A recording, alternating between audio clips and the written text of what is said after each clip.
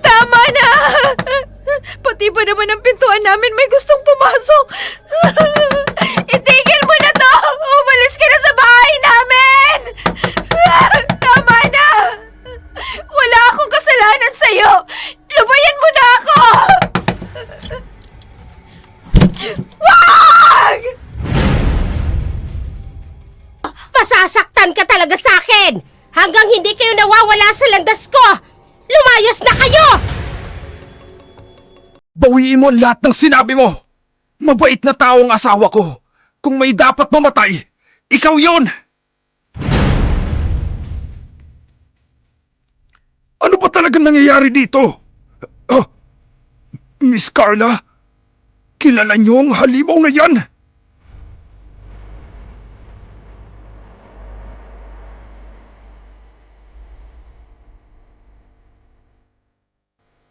Ramon, saan ba talaga tayo uuwi?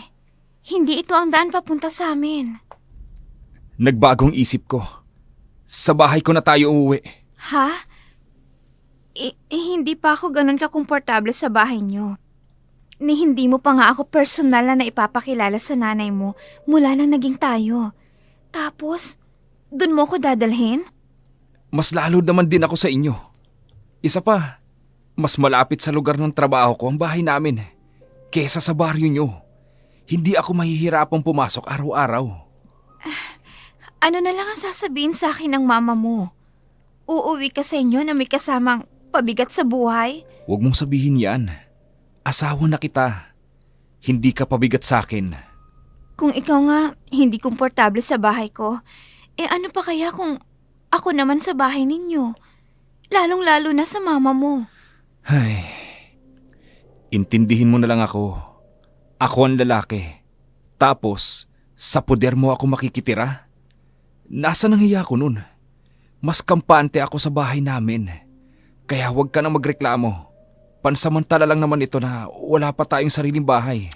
Ay, kung alam ko lang na ganitong mapapala ko, dapat pala hindi na ako agad pumayag sa gusto mong mag-live-in tayo. Tingnan mo tuloy ang nangyayari. Pinagsisisihan mo bang pumayag ka sa gusto ko? Hindi naman sa ganon. Kung naging wais lang sana talaga ako, hindi sana agad ako nabuntis. Huwag na natin pagtalunan to.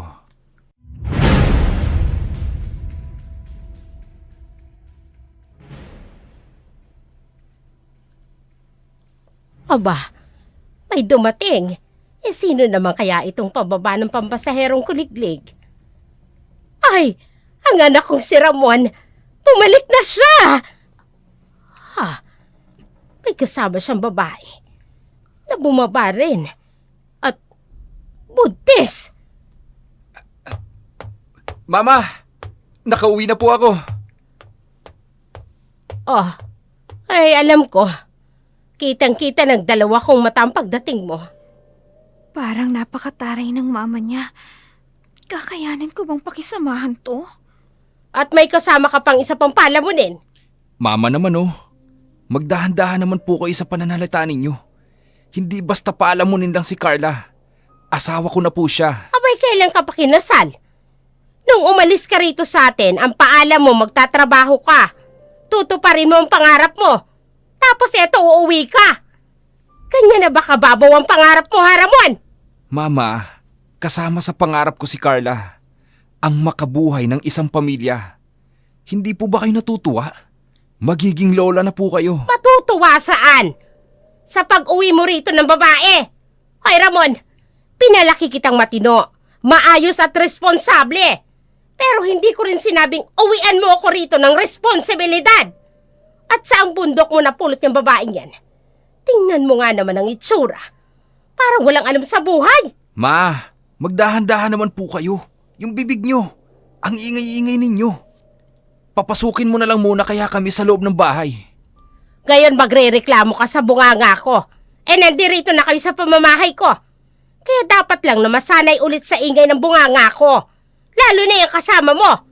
Ano bang pangalan yan? Carla po. Carla, pinapaganda mo pa. Klaring pa rin ang palayaw niyan. Magandang araw po, Pep! Huwag mo akong tawaging mama. Huwag kang asyumera. Ma'am, Yun ang gusto kong itawag mo sa akin. Mama, ano bang pinagsasasabi nyo? Tinatakot nyo naman ang asawa ko. Ay, oo nga. Asawa mo siya. Pero hindi ko pa siya tinatanggap bilang manugang ko. Mama, wag mo naman akong pahirapan ng ganito. Ay, sino ba nagsimula? Hindi ba ikaw? 1 taong mahigit kang nawala sa poder ko. Tapos sasabihin mo sa akin na pinapahirapan kita. Kaya pala wala ka ng gaanong pinapadala sa aking pera. Dahil dyan sa babaeng yan.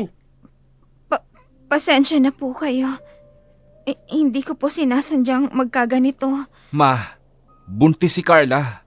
Wag nyo naman siyang paiyakin. Ay, kitang-kita ko naman na buntis siya. Hindi mo na kailangan sabihin pa. At saka hindi ko siya pinapaiyak. Nagsasabi lang naman ako ng totoo. Carla, huminahon ka na. Ma, humingi kayo ng pasensya sa Eh, kanya. ba't ako pa ngayon ang masama? Ako pa ngayon ang kailangan mag-adjust sa inyo. Yun nga bang sinasabi ko eh. Ikaw, 2 na yung iintindihin mo. Ako, 3 kayong dagdag pasanin. Hindi ka na naawa sa akin. Matanda na ako. Ma, pakiusap. Tama na. Wag na, Ramon. Ayos lang naman ako. Hindi. Nagsasalita siya ng masama. Kaya dapat, mag-sorry siya. Ay, ako talaga dapat ang mag-sorry? O ay di sige. Oh, pasensya.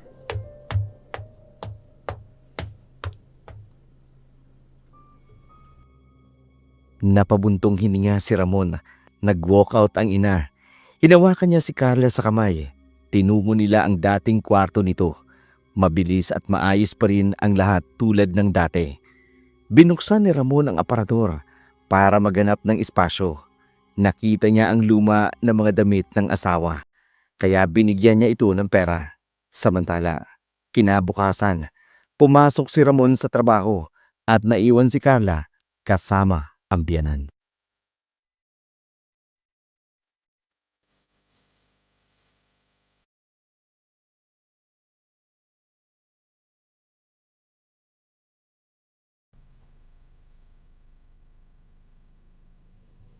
Kising na palang gaga. Akala ko'y nakahilata pa rin sa kama nila. Kanina pa nasa kwarto. Ngayon lang lumabas. Magandang umaga po, ma'am. Walang maganda sa umaga. Magtatanong lang Ano po. yon? Kasi ho, nagbabalak po sana akong pumunta sa bayan. Mamimili po ng mga kailangan ko. Mamimili. Ay bakit? May pera ka? Meron po. Saan galing? Sa anak ko? Binigay po sa akin ni Ramon. Aba! Ay, ang galing nyo naman. Nandirito kayo sa pamamahay ko. Tapos sa'yo inientrega yung pera. Ay, akin na. Ibigay mo sa akin. Hindi ko po ito pwedeng ibigay sa inyo. Kailangan ko pong makabili ng inireseta sa akin ng doktor. Ubus na po kasi yung vitamins ko Ay, vitamins. Tinatalaban pa rin pala ng vitamins yung probinsyana katulad mo. Masanay ka naman sa gulay-gulay. Yung mga pagkain galing sa bundok. Yun ang kainin mo. Hindi mo kailangan ng vitamins. Kasi ho, bibili pa po ako ng mga damit ko. Lumalaki na po kasi ang tiyan ko eh. Hindi na po kasya mga maliliit kong mga damit. Ay, hindi problema yan. May mga duster ako dyan. Magagamit mo pa yon. Eh di pagkapanganak mo, iiwan at babalik ka na naman sa dati mong kasuotan. Mas makakatipid pa kung gagamitin mo yung ibibigay ko. Oh, akin na yung pera. Naku, hindi po talaga pwede. Magpapadala pa po ako ng pera sa nanay ko eh. Anong sinabi mo? Aba naman, ang kapal naman ng mukha mo magpadala ng pera sa magulang mo. Hindi porket asawa ka ng anak ko, pwede na siyang makinabang sa pinagpagura ng anak ko. Hindi naman po sa ganun. Hinihiram lang naman po yan ng nanay ko. Ibabalik pa rin po niya kapag dumating na po yung pension niya. Hindi. Ayoko. Ibigay mo sa akin yung perang ibinigay sa'yo ni Ramon. Ako ang magbabudget niyan. Pero Ibigay ma'am, mo sa akin. Kung hindi palalayasin kita rito. ibibigay ko na po. Eto na po yung pera. Bibigay rin naman pala yan. Dami pang reklamo. Kaano kayang lahat dito? Mabibili ko na rin lahat ng kailangan at gusto kong gamit rito sa bahay. Paano na ngayon ito? Iniintay pa naman ni nanay ang padala ko. Sigurado mag-iisip sa akin ang hindi maganda si nanay.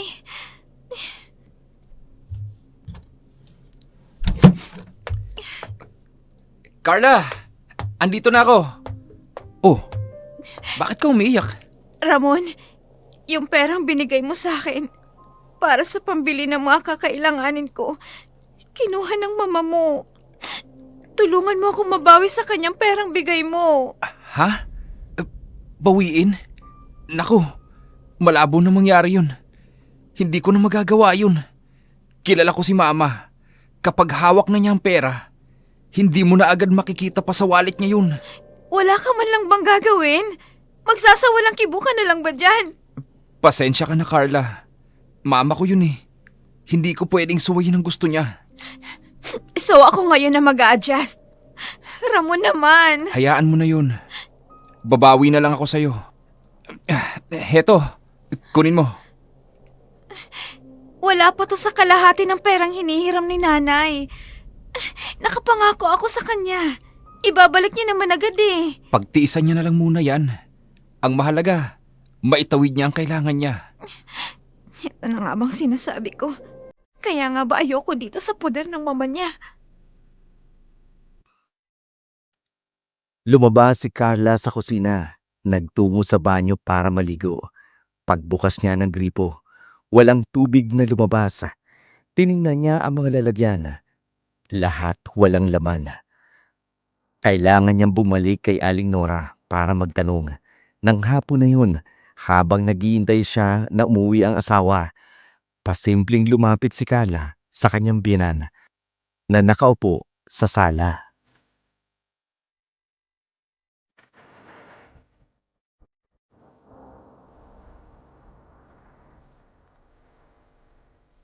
Ay, nakakainis naman. Ang init ng panahon. Ito na nga ba yung pinakaayoko eh. Ma'am Nora? Ma'am, pwede ko po ba kayong maistorbo? May itatanong lang po sana ako. Ay, diyan ka magaling ano. Kikibuin mo lang ako kapag may kailangan ka. O ano itatanong mo? Maliligo po sana ako eh. Gagamit po ako ng banyo. Ay, di maligo ka. Bakit mukha bang itinatago ko sa iyong banyo? Nako, hindi po. Kaya lang po naubusan ng tubig ang lagayan. Ano naman gusto mong gawin ko? Ipag-igib pa kita? Abay, siniswerte ka. Sa tanda kong ito hindi ko na kaya magbuhat ng mabibigat. Hindi ko naman po sinasabing ipag-igib niyo po ako. Itatanong ko lang naman po kung saan po kayo kumukuha ng tubig. Doon sa balon, sa likod bahay. Sige ho, mag-iigib na po ako. Abay, ganyan nga. Kumilos ka rin dito sa bahay. Hindi porket buntis ka, magkukulong ka rin sa lungganin yung mag-asawa. Hindi ka naman inutil. Opo, kaya ko naman pong umigib ng tubig na gagamitin ko. Ay, siya nga pala, naalala ko. Wala na ring lamang tubig ang tapayan sa kusina. Uy, total, mag-iigib ka na rin lang.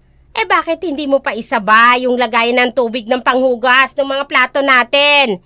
Sabay mo na. Ho? Pero masyado pong malaki ang tapayan yung yun. Baka hindi ko po magawang mapuno agad ang Ay, lagayan. nagre-reklamo ka kaagad. Hindi mo pa nga sinusubukan. Hindi po ako nagrereklamo. Sinasabi ko lang po na baka hindi ko po magawang mapuno dahil buntis nga po ako. Ang dami mong pasakali at palusot. Ang taong gustong makatulong, gagawin ng lahat. Ika nga nila, kapag gusto, maraming paraan. Kapag ayaw, ay ganyan, maraming dahilan. Sige ho, isasabay ko na lang po. Ay, mabuti naman kung ganon. Tama yan. Gawin mong kapaki-pakinabang yung araw mo. Lumabas si Carla sa likod ng bahay. Nagtungo sa balon. Kinuha ang mga timba at nagsimulang mag-igib. Ilang beses siyang bumalik para punan ang lahat ng lagayan.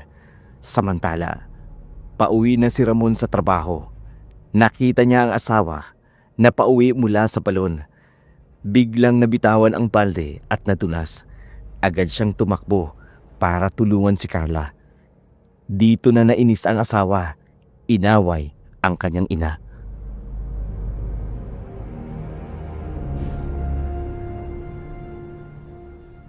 Nagustuhan mo ba ang niluto ko? Yung paborito mong kare-kare. Masarap naman po.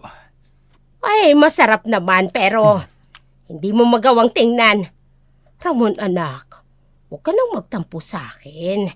Eto na nga bumabawi na ako sa'yo. Hindi ba't dapat sa asawa ko kayo bumawi? Hindi ho sa akin. Kay Carla.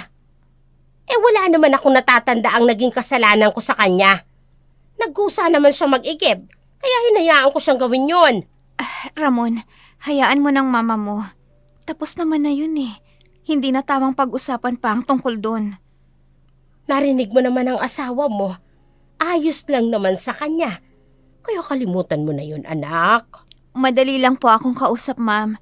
Pero sana lang po, sa susunod, huwag kayong dagdag bawas sa kwento. Dagdag bawas? Anong ibig mong sabihin? May lokalokang babaeng ito.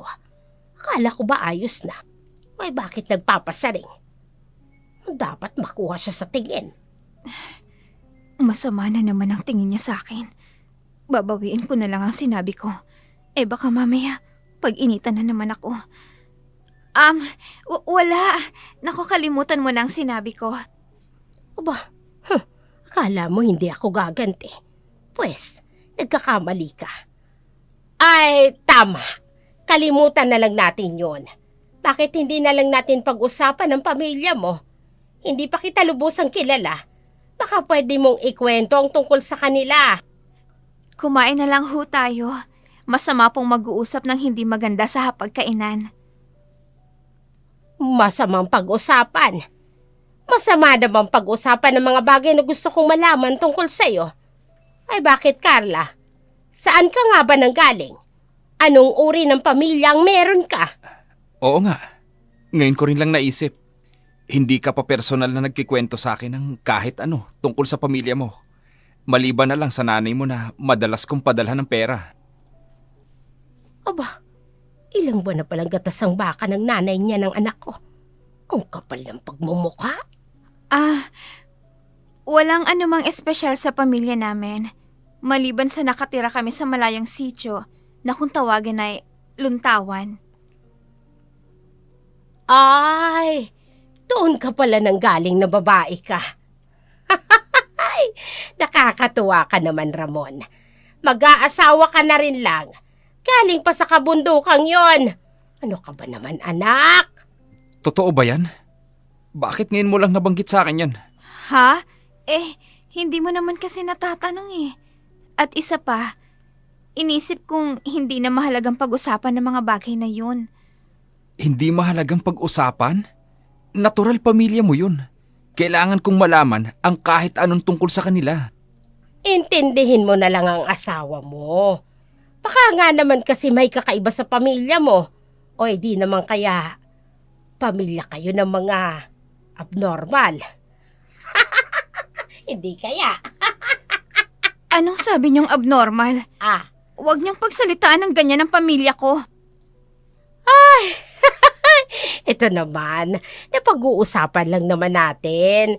Nagbibiroan lang naman tayo. Hindi po magandang biro yan. Ay naku Carla, masyado kang OA. Huwag kang laging seryoso. Abay nakakapangit yan. Huwag kang ganyan. Baka maapektuhan ang pinagbubuntis mo. Huwag ka na sumimangot dyan. Hindi ako papayag na pumangit ang anak ko. Kaya itigil mo na yung pagmamaktol mo. Mas iniisip mo pa talaga yan kesa sa nararamdaman ko, Ramon. Hindi ako basta nagmamakto lang. Nasasaktan ako sa sinasabi ng mama mo. Nagbibiro lang talaga si mama. Huwag mo na lang siyang intindihin. Kung ayaw mo kasing pinag-iisipan ka ng masama, abay sabihin mo sa amin ang totoo. Ma, tama na yan.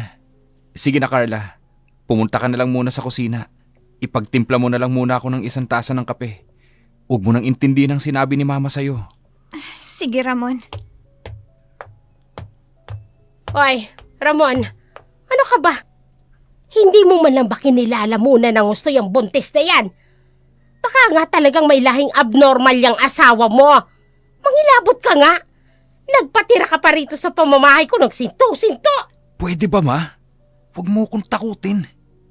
Oo, wala akong alam sa pamilya niya. Pero huwag mo siyang husgahan. Mahal na mahal ko si Carla. Magkakaanak na kami. Kung ano't ano man ang pamilya niya, hindi naman siguro sila masasamang uri ng tao. Oy, hindi ka pa rin nakakasigurado. Baka sa huli, may malaman tayong hindi maganda sa kanya. Kulang-kulang. Ma, tama na sabi. Uy, Mamay naku, marinig bahala ka ni ka. Carla. Wala kayong karapatang husgahan ng pamilya ko. Hindi kami abnormal. Wala kaming lahing sinto-sinto. Ay, nako. Kanino bang mga aso yan? Ngayon pa talaga sila nag-ingay ng ganyan. Uy, tingnan mo. Pati mga hayop. Ramdam ang nakakakilabot na bagay sa pag-uusap natin. Ma, huwag kang paranoid. Tama na yan. Gabi na oh. Itulog na lang natin yung pang-aasar mo sa asawa ko. Matapos nila maghapunan, nagkanya-kanya sila ng punta sa kanilang mga kwarto. Humalukip-kip na lamang si Carla sa pinakasulok ng kanilang higaan. Pilit niyang binabaliwala ang sama ng loob na hatid sa kanya ng pagbibirong iyon ng kanyang biyanan. Maghahating gabi na nang biglang makarinig si Carla ng malakas na kaluskos sa bubungan ng kanilang bahay.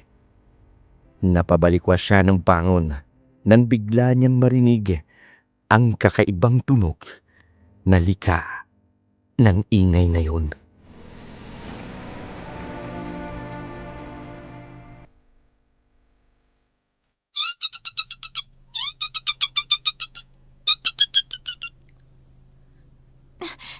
Ano bang ingay yun? Parang galing sa bubungan namin. Ang baho! Saan galing ang amoy na yun? Ramon, gumising ka. Ramon, Bakit ba? Inaantok pa ako eh. gumising ka muna saglit. May naririnig akong ingay sa bubong. Kanina pa yan.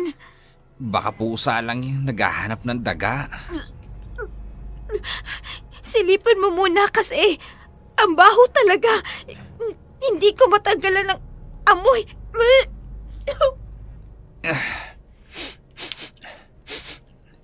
Wala naman ah. Dala lang yan ang pagbubuntis mo. Huwag kang praning. Ha? Sa bubong ba talaga natin yan? Sinasabi ko na nga sa'yo kanina pa. Si mama yun ah. Sa kwarto niya. Diyos ko, Dito ka lang ah. Hintayin mo lang ako rito. ayoko. Sasama ako. Ayoko mag-isa. Ma, ano nangyari? Ramon! May nakita akong malaking hayop. May anino! Sa labas ng bintana. Ang sama ng tingin niya sa akin. Kukunin ko yung itak ko. Tumabi ka muna kay Carla. Ay, ayoko nga. Dito ka lang. Ikaw lang ang gusto kong kasama ko rito sa kwarto ko. Ayoko makatabi ang buntis mong asawa. Baka dahil sa kanya ginagambala tayo ng mga itim na anino na nagpakita sa akin. Ho? Bakit pati po ako nadamay? Ay, nagtatanong ka pa kung bakit. Malamang buntis ka. Mabango para sa kanila ang amoy mo. Ay! Ayan na naman sila! Ay, nakita mo na. Nagagalit na siya sa atin. Gustong-gusto talaga nila yung batang nasa sinapupunan mo. Dapat talaga ikaw ang ipalapa sa hayop na yun eh. Wala ka namang kwenta. Huwag mong hidamay ang anak ko sa init ng ulo mo. Walang kasalanan ng bata sa kahit kanino man sa inyo. Ma, anak ko yung ipapalapa mo. Tumigil ka nga. Kung ganon, itaboy mo na lang palayo ang aninong yon. Kung ayaw mong ipain ko yung asawa mo sa labas. Ho? Oo na, gagawin ko na. Manahimik na kayo. At para matigil na rin yung pandadamay mo sa anak ko sa aninong yan. Naglakad palayo si Marta. Sumusulya pa rin pabalik sa pintuan. Hindi pa siya nakalalayo nang makita si Carla na pauwi mula sa pagguha ng gulay. Nagtago siya sa likod ng puno. Pinanunood ang dalaga. Narinig niya ang matalas na boses ni Nora sa loob. Samantala, pumasok si Carla sa bahay. Nadala ang mga gulay na lulutuin.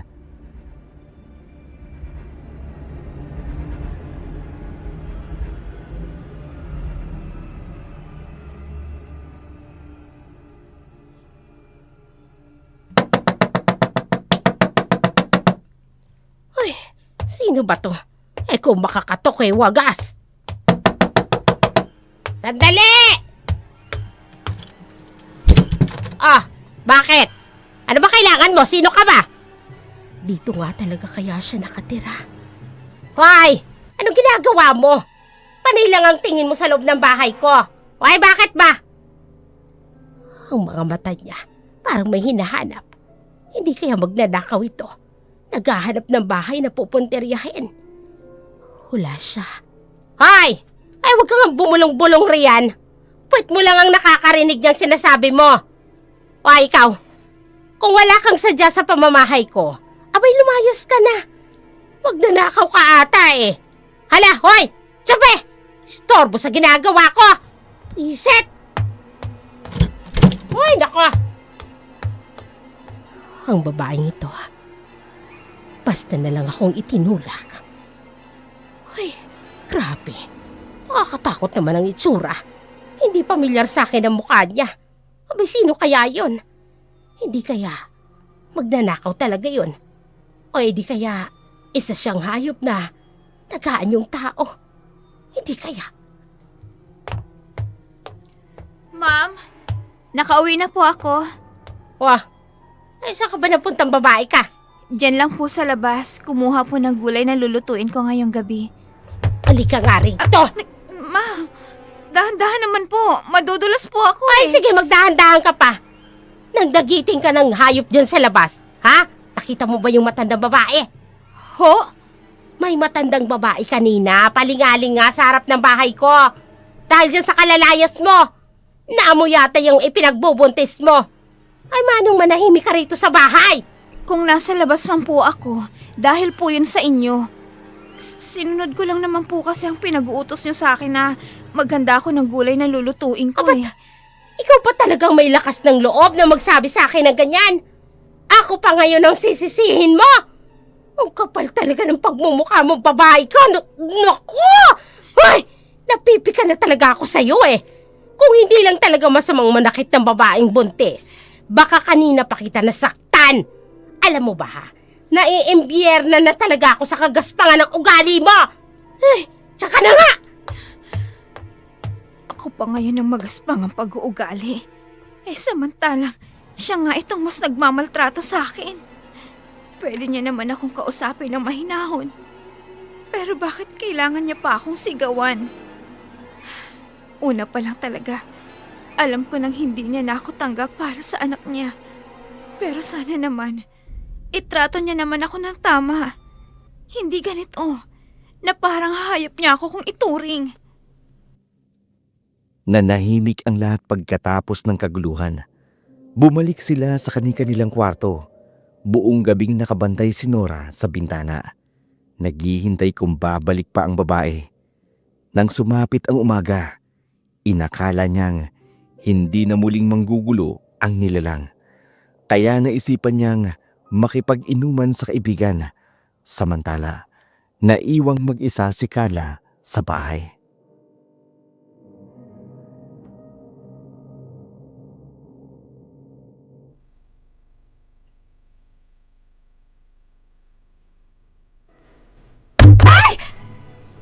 Anong ingay yun? May bumagsak sa bubungan namin! Diyos ko! Ngayon ka pa talaga ulit bumalik! Kung kailan naman ako lang mag-isa rito!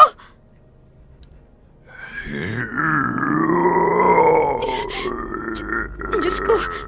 Ito siguro yung sinasabi ni Aling Nora na nambubulabog sa amin nung nakaraang gabi. Ano nang gagawin ko? Pauwi na ba si Ramon? Anong oras na? Bakit wala pa siya? Dito, naamoy ko siya sa banda rito. Hindi ako dapat lumikha ng ingay. Malalaman niya kung nasan ako. Panay ang kaluskos niya ng bubungan. Saan ba ako nito pupunta?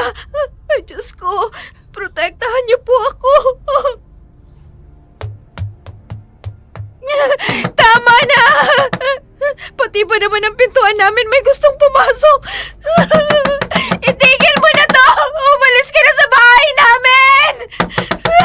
Tama na! Wala akong kasalanan sa'yo!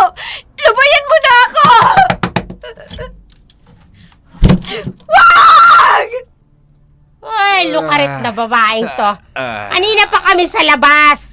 At hindi mo kami pinagbubuksan ng pinto. Aling Nora, Ramon, oh, Gagang ko kami eh. nga. Ano ginagawa mo yun sa sulok? Tumuyo nga dyan. Ay, pinagod mo ako sa pagkatok sa pintuan. Buti na lang may dalang susi si Ramon. Ay, kung hindi, abay namuti yung mata namin sa kaantay sa pagbubukas mo ng pinto. Gagang to. pwede ho ba? Huwag kayong maingay. Yung narinig nating nambubulabog sa akin nung nakaraang gabi, bumalik na naman siya. Kanina niya pa ako tinatakot. Tapos sa bintana, parang merong umuungol. Ay, totoo ba yan? Eh, kanina pa kami nasa harap ng pintuan. Tapos hindi mo kami pinapansin. Eh, paano kung kaming inatake nun? Buisit ka. Ang akala ko po kasi lumipat siya at pumunta sa may pintuan. Kaya hindi ko po kayo pinagbubuksan. Ay, kakaloka. Kami pa kung pinagbibintangang nananakot sa'yo, ha? Ganun ba yun? Tama na yan. Mabuti na lang talaga. Hindi tayo ginalaw nun nung nasa labas tayo. Ay, wala nang kalasingan ko bigla. Abay na yung masmasan ako bigla dahil dyan sa buisit na yan. Shh! Huwag muna kayong maingay. Pakinggan natin ang paligid. Baka kung nasa paligid pa natin ang sinasabi mo. Ay, gusto ko na talagang palayasin ang babaeng ito. Eh, sa pagbubuntis niya, binabalik-balikan na talaga kami ng kung ano-anong kababalagan rito. Anong nangyari dito? Ah, teka, kapitbahay natin yun, ah. Ma, dito lang kayo. May titingnan lang ako. Teka, saan ka naman pupunta? Delikadong lumabas. Sisilipin ko lang kung ano nangyari. Ay, paano ngang manahimik ka rito sa bahay? Baka ikaw naman ang atakihin nun. Hindi niya ako magagawang saktan, ma. Yari siya sa itak na nakasukbit sa bewang ko. Mag-iingat ka, Ramon. Bumalik ka kagad. Pakiusap. Ay, pinaliwala ko lang kanina yung mga nakita kong nakakatakot. Eh, bakit ba ako nag-iisip? Ay, Diyos ko, hindi na biro ang mga nangyayari. Baka nga delikado na rin ang lagay ng buntis na si Carla. Pinuntahan ni Ramon ang bahay na pinanggagalingan ng malakas na pagsigaw. Sa daan pa lamang, bumungad na agad ang magabangkay ng mga alagang patay na hayop. Wakwak ang lamang loob. Tuyo na ang mga dugo ng bangkay. Nagkalat rin sa paligid ang mga talsik ng dugo. Parang hindi lang nag-iisang nilalang ang umatake roon. Lalong nangilabot si Ramon nang marating niya ang bahay. Naabutan niyang hawak ng kanyang kaibigan ang asawa nitong wala ng buhay. Inatake raw ito nang hindi nakikitang nilalang. Pinunterya ang lamang loob nito. Wala nang nagawa ang asawa nito, kundi iyakan ang walang buhay nitong katawan. Natulalanan lamang si Ramon. Naguguluhan kung bakit biglang nangyari ang mga ganitong klaseng kababalagan sa kanilang lugar. Kaya ang kanilang kapitan ay napilitan na ring mangialam sa mga nangyayari. Nag-iwan na lamang ito ng isang babala para sa kanilang mag-anak.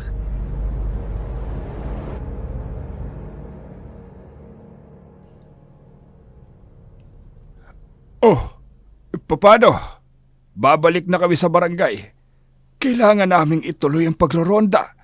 Kaya kayo, mag-iingat na kayo sa paglalabas-labas ninyo. Lalong-lalo na yung asawa mo, Ramon, ha? Ibuntis pa naman. Opo, Kap. Salamat po sa paalala. Ay, mabuti na lang talaga. Nandyan si Kap. Laging nakaantabay na tumulong sa atin. Eh, pero nakakatakot na talaga rito sa atin, ano? Ang daming pangyayaring kababalaghan. Ay, kaya kayo, inay, huwag na kayong maggagagala. Ay, nako talaga. Simula sa araw na ito, hindi na talaga ako makikipag-party sa labas, lalo na kapag gabi. Abi, delikado na. Ngayon nyo lang naisipan kung kailan may namatay na. Ay, sino ba naman kasing mag-aakala na may mangyayaring ganito sa bayan natin? Sa tagal ko nang naninirahan dito, ngayon lang nangyari to. Oh, sa tono naman ho ng pananalita mo, parang may gusto ka na namang pagbintangan. Uy, hindi naman ako sa namimintang. Naghihinala lang. Ma, kanino na naman? Ay, ayoko na sabihin. Magsasalitaan mo na naman ako na hindi maganda. Gusto ko lang talagang isisi ang lahat ng ito sa Carlang ito eh. Simula nagdumating ang babaeng ito, puro nakababalaghan ang nararanasan ko sa pamamahay ko. Ang tiyan ko, bakit biglang kumalaw? Aray, Ma, nanahimik ka na dyan. Iyang mata ninyo, umiikot na naman ang pasalubong. Alam kong ibig sabihin yan. Ay, wala pa naman akong sinasabi. Alam mo na kaagad. Nanay kita. Natural, alam ko kung anong umaandar dyan sa utak ninyo. Huwag niyong idamay dito si Carla. Nananahimik na yung tao. Nananahimik. Yan nga ang nakakatakot eh. Yang pananahimik niyang yan. Baka kung may pinaplano na yung masama yung babaeng yan, o kung hindi naman, may kasabot siya sa labas at binabalak talagang takutin ako. Yan pang asawa mong sinto-sinto. Baka kung sino-sinong kinakausap niyan dyan sa labas. Tulad ng babaeng biglang sumulpot rito. hindi na talaga biro ang nararamdaman ko. Hindi na lang siya basta gumalaw lang. Ay, kumikirot na rin ito. Huwag mo nang pag-initan ng asawa ko, ma. Malinis ang konsensya niya. At sigurado akong wala siyang kinalaman dito. Tsaka huwag mo namang idamay pati yung ibang tao sa labas. Masamang mamintang. Intindihin at tanggapin mo na lang ang asawa ko. Pakiusap, ma. Che! Hindi ko pa rin tanggap na may asawa ka na. Hindi ka pa nga nakakabawi sa lahat ng paghihirap ko sa'yo. Ganito agad ang ginawa mo. Ma, pagtatalunan na naman ba natin to? Ay, ewan ko sa'yo. Kaya lumalaki ang ulo ng asawa mo.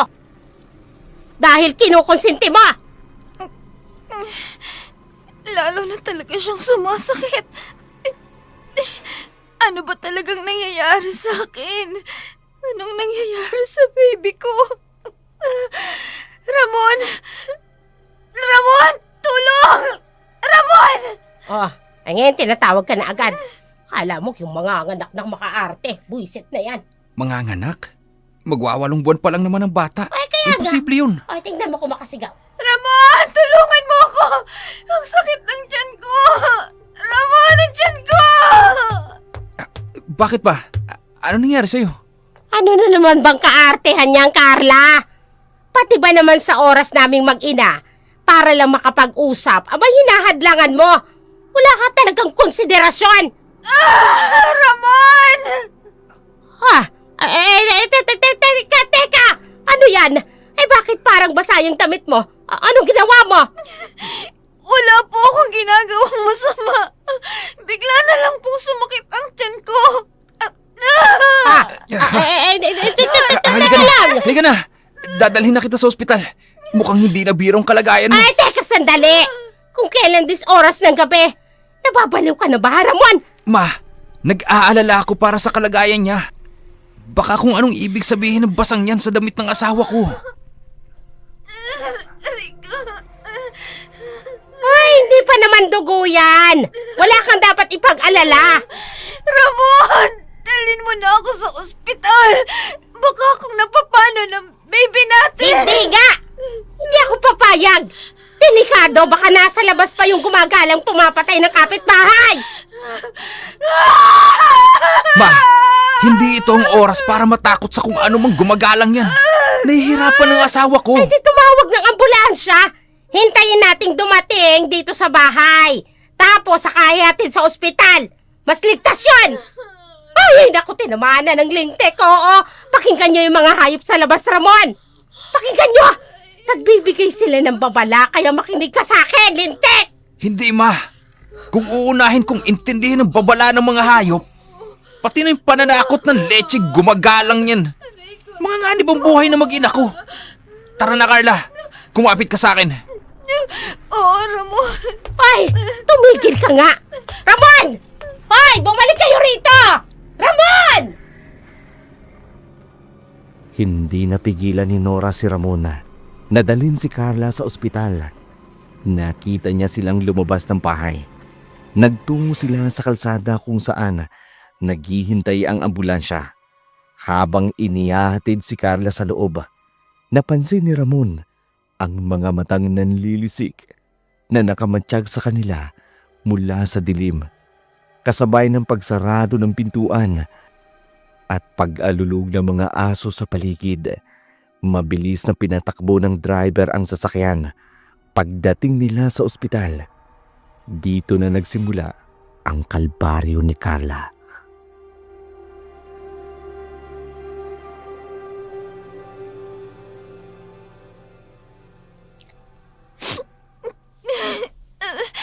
Diyos ko, ang baby ko, ano na ba talagang nangyayari? Kumalma ka na, Carla. Titingnan ka na raw ng doktor. Tatagan mo ang loob mo. Para sa anak natin, gagawin ko. Basta iligtas lang nila ang baby natin. Magandang gabi sa inyo. Ako si Dr. Santos. Sabihin niyo sa akin, ano nangyari sa asawa mo? Dok, magandang gabi po. Wala pong masamang nangyari sa misis ko, pero biglaan na lang raw po gumalaw at nananakit ang kanyang tiyan. Dok, tulungan niyo po ako. Pakiramdam ko po, gusto nang lumabas ng bata. Mister, ilang buwan na ba ang pinagbubuntis niya? Kung hindi po ako nagkakamali, 8 buwan po. Hindi pa, Ramon. 2 linggo pa bago mag-8 buwan ng bata. May record ako ng check-up ko. Napakaaga para maipanganak mong bata. Sige, titingnan natin ang kalagayan mo sa loob. Mister, may iwan na po kayo rito sa labas. Kami na pong bahala sa misis nyo. Opo. Carla, andito lang ako. Huwag kang mag-alala. Hihintayin kong paglabas mo.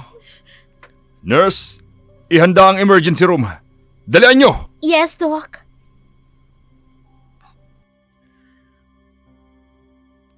Walang tigil si Ramon sa pag-usal ng panalangin. Nag-aalala siya sa kanyang asawa. Alam niya kasing nagiging dahilan ng matinding stress ni Carla ang kanyang ina. Minsan tuloy, naisip niya na sana pala sa bahay ng mga magulang na lang nito sana sila tumuloy. Baka hindi ganoon ang naranasan ng kanyang asawa sa piling ng kanyang bungangerang ina. Habang nasa operating room, nag-aalala pa rin si Carla. Hindi mawala sa isip niya ang minsang babala sa kanya ng kanyang ina. Kakaiba talaga ang bloodline nila. May history ng kanilang pamilya ang pagkakaroon ng kamatayan ng hindi inaasahan. At yun ang hindi niya lubos maunawaan. Bakit may ganong klaseng history ang kanilang pamilya?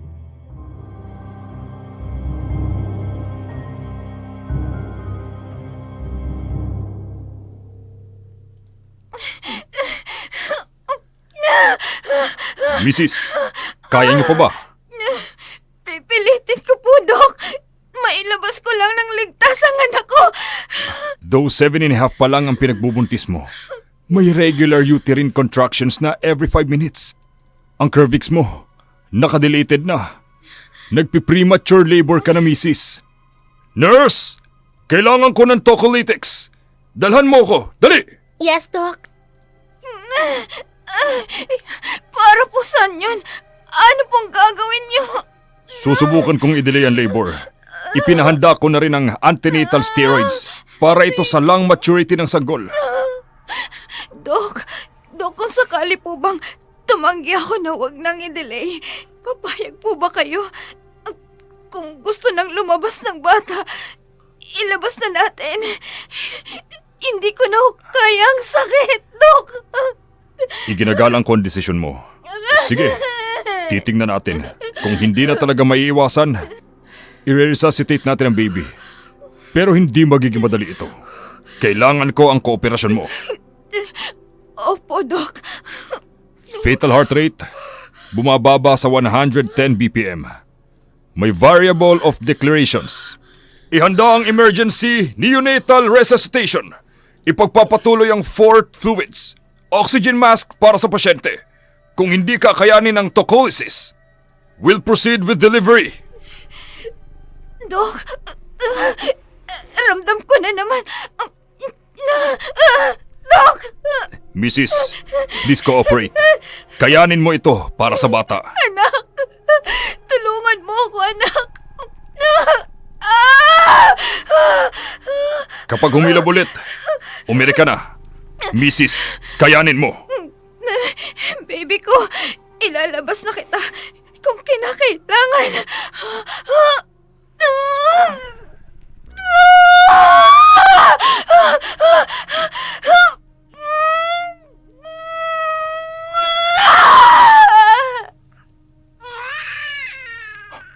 Ha? Diyos ko! Premature baby nga siya. Pero, bakit parang may kakaiba sa kanya? Dok, ang anak ko, Dok. Gusto kong makita. Sandali lang, Mrs. I-check pang vitals niya. Kailangan siyang mailagay sa incubator. Imo-monitor ang oxygen saturation niya. Ganon po ba? Kung ganon, ipapahinga ko muna ang katawan ko. Nangihina pa po ako, Dok. Sige, Mrs. Mamaya lang, ililipat ka na sa recovery room. Doc, stable na po ang lagay ng bata. For incubation na po siya. Pakibantay ang maigi ang bata. Please, Nurse Leia. Yes, Doc. Dinala ang sanggol sa incubator para sa monitoring. Lumabas si Dr. Santos. Nilapitan si Ramon na naghihintay sa labas. Ibinalita niya na matagumpay ang panganganak. Masayang-masaya si Ramon nang makita ang anak sa incubator. Nagtungo siya sa may nurse, tinanong ang kondisyon ng bata. Naging sentro ng atensyon ang sanggol dahil sa magandang kutis. Samantala, naputol ang kasiyahan nang biglang nag-brown out at narinig ang kalabog mula sa organ storage.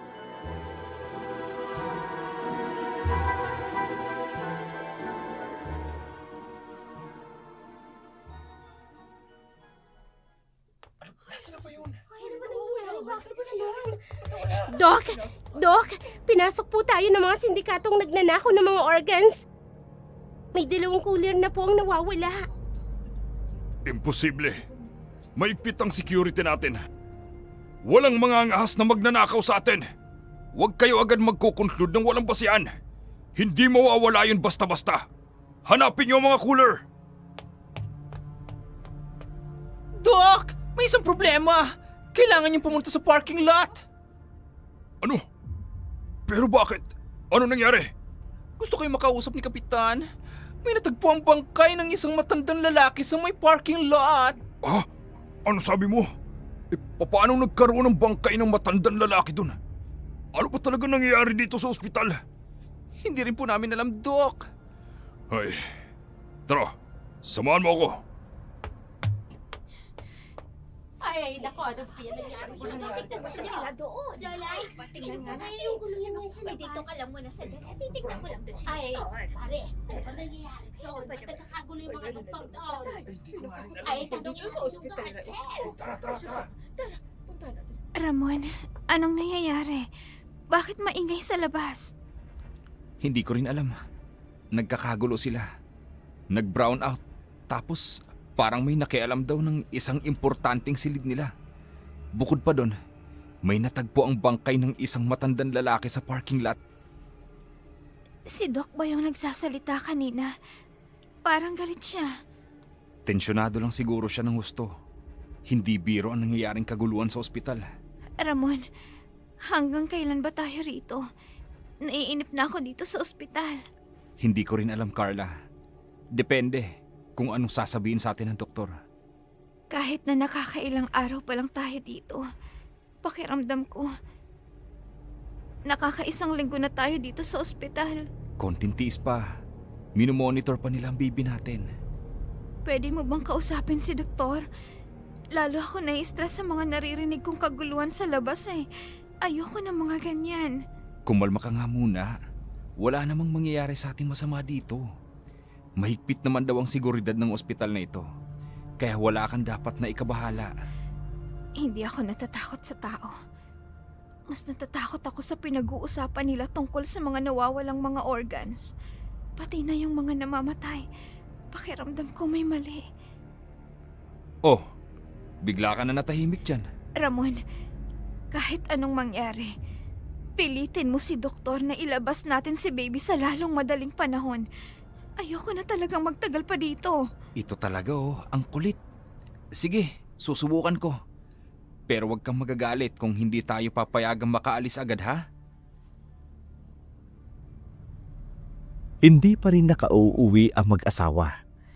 Inasikaso muna ni Doc Santos ang pagharap kay Kapitan sa pag-iimbestiga sa mga insidenteng nangyari sa pasilidad. Ito ang kauna-unahang pagkakataong naranasan nila ang ganong kababalaghan. Naubos ang oras niya sa pakikipag-usap sa mga investigador. Nang sumapit ang gabi, nakaramdam ng matinding pagod ang kanyang katawan. Gusto niyang makauwi agad para mapawi ang matinding stress na idinulot ng mga pangyayaring iyon.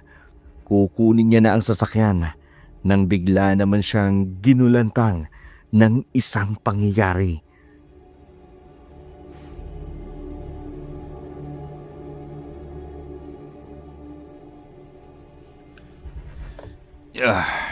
Nakakapagod. Ngayon lang ako ulit inabot ng madaling araw. Ang dami kasing gawain. Hindi lang pasyente ngayon ang iniintindi ko. Pati na yung mga nawawalang cooler sa organ storage room. At yung insidente ng namatay na matanda. Ano na ba talaga nangyayari sa ospital na to?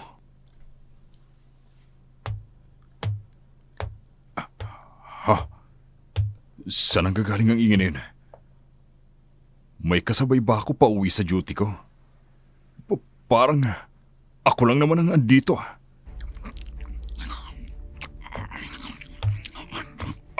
Anong ingay yun? Parang may kumakain. At ang baho dito. Amoy nabubulok na mga laman.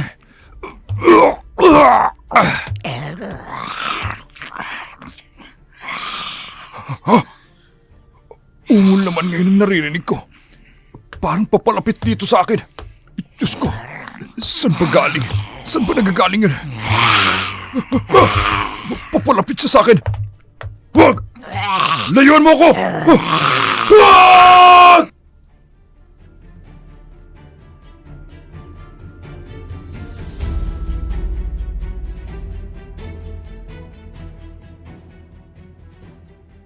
Kitang-kita ni Doc Santos ang mabilis na pagtakbo nito mula sa kanang bahagi ng parking lot papatawid sa kanyang harapan.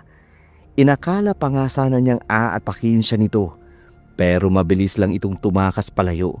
Kitang-kita ni Doc Santos ang mga mata nitong nanlilisik, maging ang maliit na katawan nitong mabalahibo. Mabuti na lang, mabilis siyang nakaiwas. Baka kung nadambahan pa siya nito. Agad siyang tumayo sa kanyang pagkakabagsak, pumunta sa sasakyan at umalis sa parking lot. Yun ang kauna-unahang pisikal na engkwentro niya sa nasabi ng maliit na nilalang. Tinawagan niya ang nurse, sinabing papuntayin ang security sa parking lot. Tingnan kung naroon pa ang nakita niyang nilalang. Pero wala na raw itong nakita. Kinaumagahan, sa pagpasok niya, agad niyang hinanap ang CCTV footage. Gusto niyang malaman kung ano ba talaga ang nangyari sa pasilidad.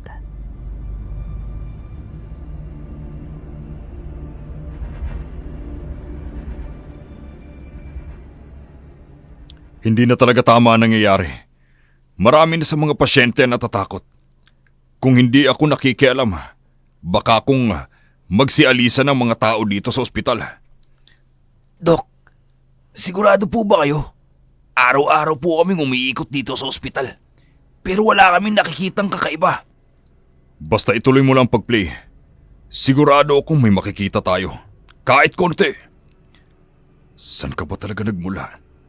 Bakit mo ginugulo ang ospital na to? Dok, tingnan niyo mabuti ang kuwang ito. Chief, irawin mo ng konti at bagalan mo ang speed. Totoo ba yan? Isang maliit na maitim na nilalang na pakalat-kalat sa loob ng ospital. Ang bilis nitong kumilos.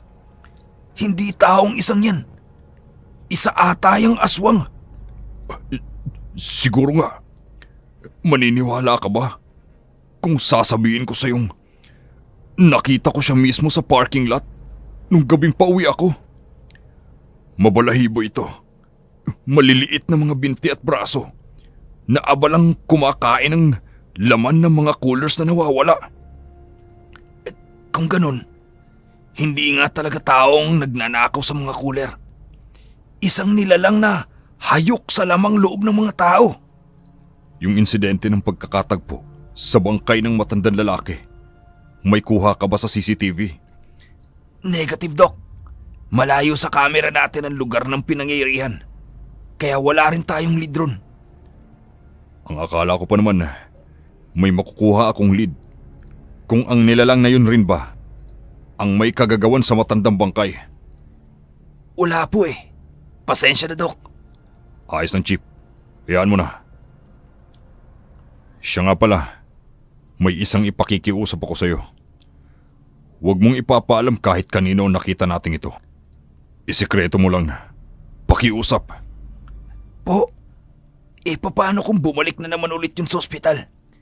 Wala ba tayong gagawin para matigil yung panggugulo niya rito? Chief, mas paigtingin niyo ang seguridad ng ospital. Ayoko nang maulit pang muli ang lahat ng ito. Kung may dumating na resulta sa lahat ng imbestigasyong ginawa ng mga otoridad sa pasilidad, siguraduhin hindi na ito mauulit. Ayoko nang malagay na muli sa alanganin ng pasilidad. Ang ospital ay para sa mga nangangailangan ng medikal na atensyon at hindi dapat tayo pumayag na pamugaran ng ospital natin ng mga kababalaghan. Areglado, Doc. Pipilitin naming hindi maulit ang mga insidenteng ito para sa ikaliligtas, hindi lang sa mga pasyente, maging ng ating mga empleyado. Kinausap muli ni Ramon si Doc Santos tungkol sa discharge papers. Nagdalawang isip ang doktor dahil sa mga pangyayari, pero pumayag na rin dahil mabilis na nakarecover ang bata. Pinaperma na lamang sila ng waiver para sa voluntary discharge. Excited na si Ramon na makauwi. Naglakad sila palabas ng ospital, dala ang sanggol. Pagdating sa nayon, masayang masaya silang sinalubong ng mga kapitbahay maliban sa kanyang ina.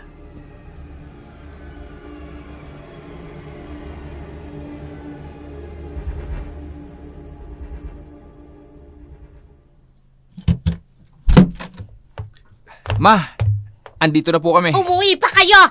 Mga walang utang na loob! Ma, bakit po? Ano na naman kasalanan namin? Tapos nyo akong iwan rito ng biglaan? May pagmamalaki pa kayong bumalik ngayon? Pasensya na po, Ma. Hindi kasi naging madali ang sitwasyon ni Carla. Patawarin niyo po ako. Patawarin! Alam nyo ba kung anong dinanas ko rito sa bahay na mag-isa? Halos mabaliw ako rito. Kung ano-anong kababalaghang naranasan ko sa pamamahay na to. Hindi ako pinapatulog ng pesting alulong ng mga hayop. Pagkatapos, kung ano-ano pang ungol ang naririnig ko. Laging may nababalita ang patayan ng mga alagang hayop sa labas. Kulang na lang, ako ang patayin at lapain ng mga nanggugulong yon. Ma, kalma. Andito na nga po kami, oh. Umuwi na kami. Para may makasama ka na. Anong kami? Ikaw lang sana, Ramon, ang gusto kong umuwi rito. Ayoko talaga sa babaeng yan. Simula nang dumating siya rito, hindi na nawala ang salot sa lugar na ito. Pinaghihinalaan na siya ng mga tao na kampon niya ng demonyo. Huwag niyo naman po akong pagsalitaan ng ganyan. Hindi po ako kampo ng demonyo. Wala akong kinalaman sa mga nangyayaring dito sa bahay. Ma, Ilang beses ko bang sinasabi sa inyo na walang kinalaman si Carla sa lahat ng nangyayari dito? Itigil nyo na yung pamimintang ninyo sa kanya. Hindi na kailanman mawawala yung masamang kutob ko sa babaeng yan. Kahit ano pang sabihin mo at pagmamalinis mo sa kanya, isa pa rin siyang salot para sa akin. Ma, itigil mo na yan. Nagtatampo ka lang sa akin. Bakit hindi mo na lang tingnan ang apo ninyo? Ayan siya oh. Hindi ba? Napakaganda niya. He! Ayoko! Ayokong silipin ni Anino ng batang yan. Wala akong apo na may lahing abnormal. Ayokong makitang mag-inang yan. Kung ayaw mong palayasin rito ang babaeng yan, ako ang iiwas sa kanila. Ay, naku! Diyan na nga kayo. Ramon, Hayaan mo na si Mama. Mainit lang ang ulo nun. Iba ang nakikita ko sa kanyang mga mata. Mas panatag siya ngayong may kasama na siya dito sa bahay. Hindi lang niya masabi ng tuwid sa atin. pero bakit pati si baby? Bakit pati siya pinagdidiskitahan niya? Tanggap ko naman na ayaw niya sa akin. Pero wag niya naman sanang idamay si baby. Huwag mo nang intindihin ang mga sinasabi niya. Kabaliktaran nito ang totoong nararamdaman niya. Hindi niya man masabi sa atin ang harapan. Pero ang alam ko, masaya siyang nakauwi na tayo. Napawi na ang pag-aalala niya sa kanyang pag-iisa. Hindi niya man aminin. Kahit papaano, nasanay na siyang naririto tayo sa bahay niya. Kaya huwag ka na mag-alala ha. Huwag kang magpapa-apekto sa lahat ng mga sinasabi niya. Ang gawin mo, magpalakas ka dahil aalagaan mo pa si baby. Hindi pwedeng magpadala ka na naman sa stress. Madidede na naman ang anak mo yan. Oo nga, tama ka Ramon. Kung hindi lang talaga dahil sa inyong mag-ina, baka nga matagal na talaga akong umalis dito. Sa paglipas ng mga araw, nawala na ang kwentong katatakutan mula nang umuwi si Carla. Nang hinala pa nga ang ibang pasyente at mga empleyado rito na may kinalaman sila sa pagpapalaganap ng katatakutan sa pasilidad. Mariin naman itong tinutulan ni Doc Santos. Hindi niya nahahayaang muling guluhin ng anumang kwentong kababalagan ang katahimikan ng ospital. Hindi na rin sila maaring mambintang sa mga bagay na wala namang kasiguraduhan. Kaya nagsagawa siya ng public announcement na walang katotohanan ang lahat ng mga nangyari.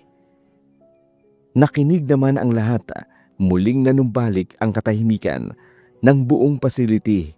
Samantala, sa tahanan naman ni Aling Nora. Mama, ano pong nangyari? Bakit bigla niyo pong isinara ang pinto?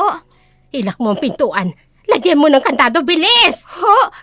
Pero bakit ho? May sumusunod sa akin. Maitim na Anino. Tumatalon-talon sa bubungan. Hinahabol ako. Kitang-kita ko ang marka ng dugo. Yung bakas ng mga kuko sa paligid. Sinusundan niya ako hanggang rito sa pag-uwi ko. Ano po ba sinasabi sira niyo? mo na! Pero ma, maliwanag pa po sa labas. Hapon pa lang po. Paano pong magkakaroon ng anino ng ganitong Kitang-kita oras? nga ng dalawang mata ko, ang Anino! Nakasunod sa akin. Ako talaga ang pakay niya. Teka, sandali. Ay, bakit ba ako nagpapaliwanag sa'yo? Ano gusto mo, ha? Palabasin na nagsisinungaling ako, ha, Carla? Pero, ma'am, hindi ho. Hindi naman po sa ganun ang ibig kong sabihin. Pinapaliwanag ko lang po na imposible po ang mga sinasabi ninyo. Dahil sa pagbabalik ninyo, lalong lumala ang pagpaparamdam sa akin. Dito pa mismo sa bahay ko. Pinabalik-balikan na naman ako ng nakakatakot na ungol na yon at ng kaluskos. Kasalanan yung dalawang to eh. At isa pa, huwag mong ipamukha sa akin na nagsisinungaling ako dahil doon sa lahat ng nararanasan ko. Teka, sandali lang ho. Dahan-dahan lang naman po sa paghawak niyo sa akin. Karga-karga ko po ang anak ko. Hindi ako bulag. Kaya huwag mo kong pagbibintangan na nagsisinungaling ako. Pero ho, madam, Ano? hindi ko po kayo pinagbibintangang sinungaling. Bitawan niyo lang po ang braso ko. Nasasaktan na ho ako. Ikaw ang nagsisinungaling. Hindi ka tao. Isa kang salot! Kampong kayo ng demonyo! Pati ang anak mo! Isa rin yung salot! Isa yung salot! Aray ko ho! Nababaliw na ho ba kayo? Kung ano-ano nang sinasabi ninyo! Pati ang bata inadamay niyo pa! Shh! Tahan na, baby. Tahan na. Tingnan niyo ang ginawa niyo! Pinaiyak niyo ang anak ko! Ang mga mata ni Carla, bigla ng lisik.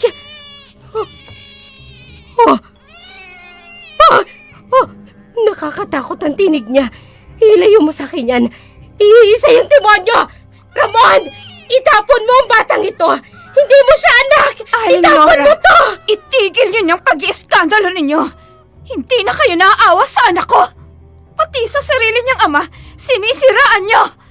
Napakasama ninyo! Wala kayong karapatang pagsalitaan siya ng ganyan! Manahimik ka! Dahil sa'yo, nagulong buhay naming mag-ina. Hindi ka na dapat nakilala ng anak ko. Ayoko talaga sa'yo! Matagal ko nang alam na ayaw niyo sa akin.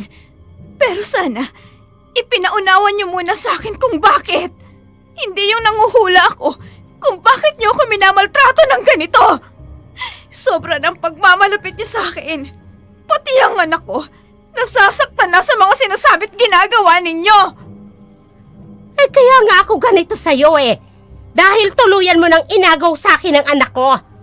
Siya na lang ang natatanging meron ako. Mula nang iwan ako ng asawa ko. Kaya nga masama ang loob ko nang dumating kayo rito na dala-dala ka niya. Ngayon, ayan, nandyan na yung batang yan. Eh gusto ko, ako lang ang mundo niya. Ako lang ang mahalaga at ako lang dapat ang babaeng mahal niya. Pero dahil sa nakilala ka niya at nabuntis ka, yung sanggol na yan, sa inyo na napunta lahat ng atensyon niya. Yun ang dahilan kung bakit ayoko sa'yo. Ayoko may kaagaw ako sa anak kong si Ramon. Akin lang dapat siya. Kung ayaw niyo sa akin, mas ayaw ko rin sa inyo. Sawang-sawa na ako sa lahat ng pagmamalupit niya sa akin. Kung sa ikatatahimik niyang pag-alis ko sa poder ni Ramon, gagawin ko yun. Huwag niyo lang idamay na yurakan pati ang pagkatao ng anak ko. Ay, sige, gawin mo. Yun talaga ang gusto kong mangyari. Ay, sige, layas na. Hindi ka kailangan ng anak ko sa buhay niya. Layas! Ano yun? May bumagsak sa bubungan. Nasundan niya ako. Dahil sa ingay mo at ng batang yan, nasundan ako ng halimaw. Anong ako? Ikaw ang nagsimula ng away nating dalawa. Okay na. Okay na. Batang yan. Ano ba? Ako ang magtatapon ng batang yan. Itigil niyo ang kabaliwan niyong ito. Nasasaktan na kami ng anak ko sa ginagawa ninyo. Masasaktan talaga kayo sa akin. Hanggat hindi kayo nawawala sa landas ko. Ano ba? Lumayas kayo. Ano ba? Oh, ayan na siya. Papasok na sa bahay. Ibigay mo sa akin yung bata. Hindi! Iaabot ko mismo sa nilalang na yun. Na nasa pintuan. Okay na sabi. Okay na sabi. Ibalik mo sa akin ang anak ko. Maawa kayo sa Hindi kanya. siya dapat kaawaan. Isa siyang kampo ng kadiliman. Ibalik mo siya sa akin. Pakiusap. Ibalik mo ang anak ko. Hoy! Ikaw na nasa likod ng pintuan yan. Kunin mo ang batang ito. Siya ang bihagin mo. Patahimikin mo ang buhay namin ng anak kong si Ramon. Anong ibig sabihin nito, ha? Huh? Ikaw! Hindi inaasahan ang bisitang darating sa kanilang bahay. Ang babaeng minsang pinanghinalaan ni Nora na magnanakaw at maligno, si Marta. Agad na kinuha ang sanggol na nakabalot sa makapal na lampin na hawak ni Aling Nora. Ibinalik niya kay Carla. Pagkabigay sa bata, tumalikod at naglakad ito pabalik kay Nora. Ayaw ni Carlang mailapit pa kay Nora ang bata sa kanila para hindi na madamay pa sa gulo ang bata. Saglit namang inilapag ni Carla sa upuan na nasa tabi ang sanggol. Natigilan si Carla sa kanyang kinatatayuan, kinakabahan sa maaring gawin ni Marta. Sa nakatulala niyang biyanan, pagkarating ni Marta sa harapan ng tulalang si Nora, ay biglang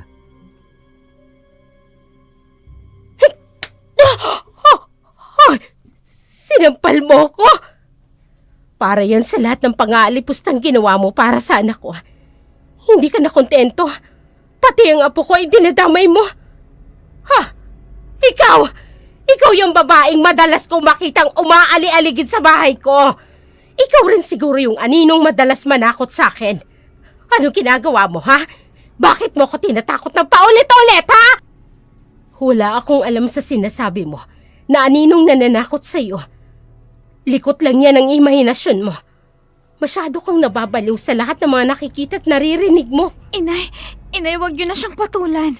Hindi na niya alam ang ginagawa niya. Pabayaan mo na lang ho siya, Inay. Nasampal yun na ho siya kanina. Huwag niya nang saktan ulit ang biyanan ko. Ipagtatanggol mo pa rin na matandang yan? Sa kabila ng lahat ng ginagawa niya sa'yo. Kahit ano pa hong ginawa niya sa akin, biyanan ko pa rin ho siya. Kailangan ko siyang unawain at intindihin. Unawain at intindihin. Alam mo ba dahil sa ginagawa ng babaeng yan, nagkaroon tayo ng mas matinding problema. Ano pong ibig niyong sabihin? Hoy! Huwag niyo akong tratuhin parang estatwa lang rito sa pamamahay ko. Pambabastos yung pambabaliwala ninyo sa akin! Nay! Ang bintana sa kusina! Carla! Dapa! Ay! Sino? Hindi! May pumasok na nilalang! Ay! Ay! Nako! Kilos na, Carla. Wala nang oras para magpaliwanag. Halika rito! Ay! Bakit ako? Ano ba kasalanan ko? Bitiwan mo ako! Marami! Carla! Carla, tulungan mo ako! Ma'am Nora! Tulungan mo ako! Tulungan natin si Aling Nora! Bitiwan mo ako! Ano ba? Kalimutan mo na siya. Mas unahin mong iligtas ang buhay ninyong mag-ina. Kunin mo na ang bata. Kayo ang isusunod ng aswang na yan. Oras na matapos sila rito. Pero, Inay! Mas marami kang dapat na intindihin kaysa sa biyanan mong yan na naging dahilan ng pinaka-problema natin. Iiwanan natin siya sa ayaw mo manot sa gusto. Kasama ang apo ko. Pero, Inay! Kayong dalawa, tulungan niyo ako rito. Ayoko pang mamatay. Ay! Saan kayo pupunta? Tulong! Tumakbo si Carla sa upuan kung saan niya ilalagay ang lampi ng sanggol. Kinarga niya ito at kasama ni Martang tumakas sila sa likod ng bahay. Tumakas ng walang lingulikod. Narinig pa nila ang sigaw ni Nora mula sa loob. Sumasabay naman ang ungol ng mga hayop habang sila ay naglalakad sa gubata. Nakalayo na sila ng konti nang may mapansin si Carla sa hawak niyang lampin.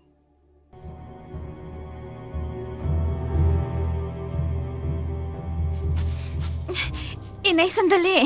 Pwede bang magdahan-dahan muna tayo? Magdahan-dahan? Hindi pwede. Hindi ito ang oras para magpahinga, Carla. Pero, Inay, hindi lang ito dahil sa napapagod ako. Ang baby ko, parang may kakaiba. Sandali ho. Sisilipin ko lang ang loob ng binalot kong lampin. Bakit? Anong problema? Ha? Sinasabi ko na nga ba? Kaya pala, pakiramdam ko bigla siyang gumaan. Ang baby ko, nawala. Wala rito sa mga lampin ko. Ano? Paano nangyari Yun yun? na nga eh.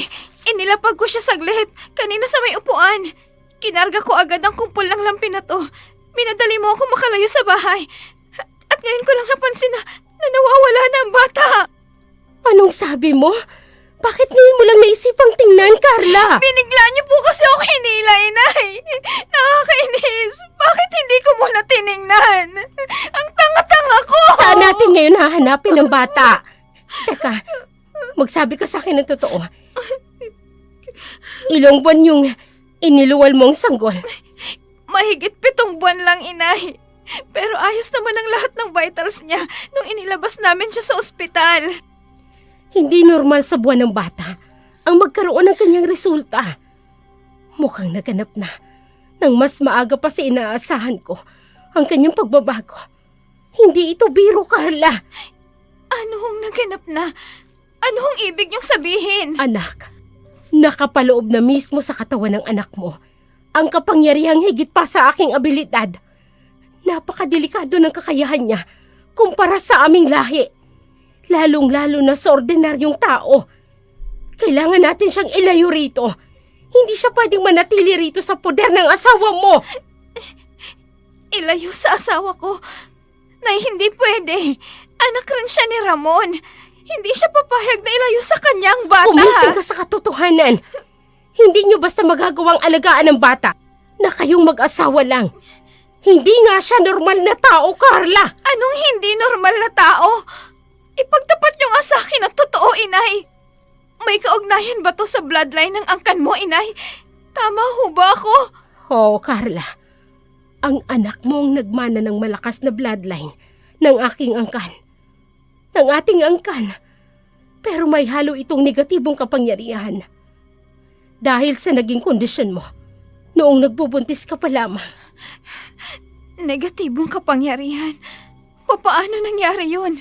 Mula sa pagbubuntis mo, siya ang naging resulta ng negatibong damdamin na nararanasan mo bago mo siya maipanganak.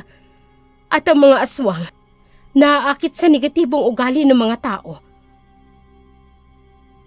Hinahanap nila ang anak mo bilang kanilang bagong pinuno. O di kaya'y kasangkapan ng ibang dahilan.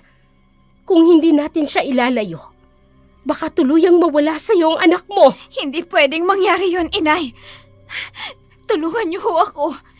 Hindi mo rin naman hahayaang mapahamak ang apo mo, hindi ba? Siyempre naman. Pero pinapalaan kita, Carla. Hindi magiging madali para sa atin ang lahat. Malalakas ang kanilang puwersa. Malaki ang kaibahan nila sa ating lahi. Baka pati ikaw, mapipilitang tanggapin ang minsan mo nang tinanggihan sa akin. Inay, kahit ganoon pang mangyari, tutulong ho ako. Kung ang mga nangyayaring ito ay kapalit ng tinanggihan ko, ang paglilipat mo sa akin ang kakayahan mong yan. Kahit tuluyan ko nang tanggapin ang kapalaran ko sa pagiging aswang, gagawin ko ho. Huwag lang sa aking agawin ang kaisa-isa kong anak. Tuluyang nanahimik ang loob ng bahay pagkatapos ng huling sigaw ni Nora. Sa labas, nagsimulang magsialisan ang mga tao. Takot na pumasok para tingnan ang nangyari. Samantala, pauwi na si Ramon mula sa overtime. Nakita niya ang pinagkukumpulan ng mga tao sa tapat ng bahay. Nagtataka siya sa nakikita. Bigla niyang naalala ang mag-ina. Walang pag-aatubiling tumakbo siya papasok. Carla? Andito na ako. Bakit ang dilim ng bahay? Anong nangyari dito? Ma? Ma, asan po kayo? Diyos ko. Ang gulo ng loob ng bahay. Ano to? Bakit may bangkay dito? Sino to? Hindi ko makita mukha niya. Hindi ko siya makilala. Sa kusina, may naririnig akong ingay. Ma!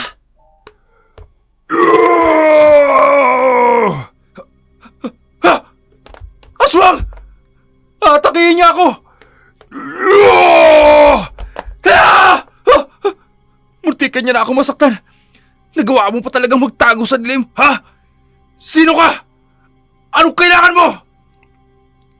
Lahat ng hadlang sa plano ko ay dapat na mamatay!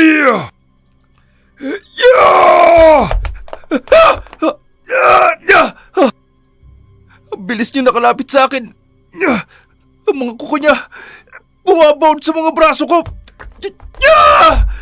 Ano bang kailangan mo? Bakit mo kami ginugulo? Ang mag-ina mo! Dapat silang mabura sa landas ko! Anong sabi mo? Salot sila! Salot ang mag-ina mo! Dapat silang mamatay! Bawiin mo lahat ng sinabi mo. Mabait na tao ang asawa ko. Kung may dapat na mamatay, ikaw yon. Wala kang alam sa lahat ng nangyayari. Kahit ano pang sabihin mo, papatayin ko pa rin sila sa ayaw at sa gusto mo. Hindi ako papayag. Dadaan ka muna sa akin. Yeah! Uunahin talaga kita. Isusunod ko sila. Oras na mawala ka sa landas ko. Yeah! Yeah! Yeah! Ang lakas niya talaga. Kailangan ko lumaban para sa pamilya ko. Humanda ka! Yeah! Oh! Nahawakan niya ako sa leg. Lalagutan kita ng hininga. Pagkatapos, uubusin ko lahat ng dugo mo sa katawan. Kahit madilim, kailangan kong makilala kung sino kang halimaw ka. Ang mga mata niya, pamilyar sa akin. Hindi pwede to. Ikaw! Nakilala niya ba ako? Hindi ka pwedeng maging hadlang sa akin. Ang mabuti pa, ganito ang gagawin ko sa'yo.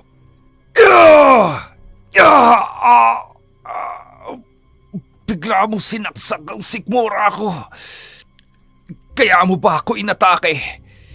Dahil nakilala kita. Wala kang awa. Hindi ko na dapat pa ipiniliwanag sa'yo kung bakit. Abala ka lang sa totoong pakay ko. Kung gusto mong malaman ang totoo, maghabulan tayo.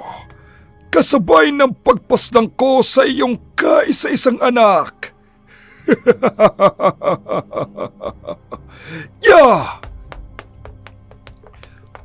Hoy! Bumalik ka rito! Hindi pa tayo tapos! Huwag kang duwag! Hahabulin kita kahit saan ka pa magpunta. Hindi sa'yo ang katawang yan. Hinding-hindi kita mapapatawad sa ginawa mo. Bumalik ka rito! Yeah! Mabilis na nakaalis ang aswang. Pilit naman itong hinahabol si Ramon. Dalawang bagay pa man din ang kanyang inaalala. Ang kalagayan ng kanyang ina at ang nawawala niyang mag-ina. Mabagal ang paghakbang ng kanyang mga paa hanggang padaos-dos na ito sa damuhan.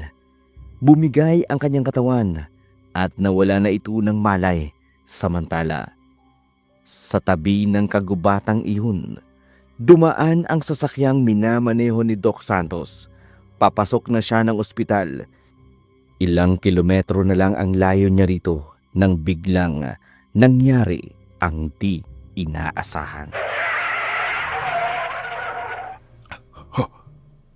Nabangga ko ba siya?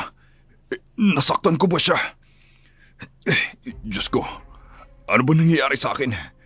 Namamalikmata ba ako? Pero hindi. Totoong may nakita ako kanina. Bakit bigla ito nawala? Ano kaya kung bumaba ako? Sisilipin ko kung nasa harap ba ng sasakyan ng katawan niya.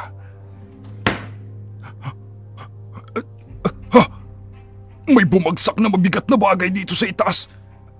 Ano ba yun? Isa ba yung hayop? Diyos ko! Mukhang masarap ang isang to. Ano yun? May umuungol. Nanggagaling ito sa ibabaw ng kotse ko.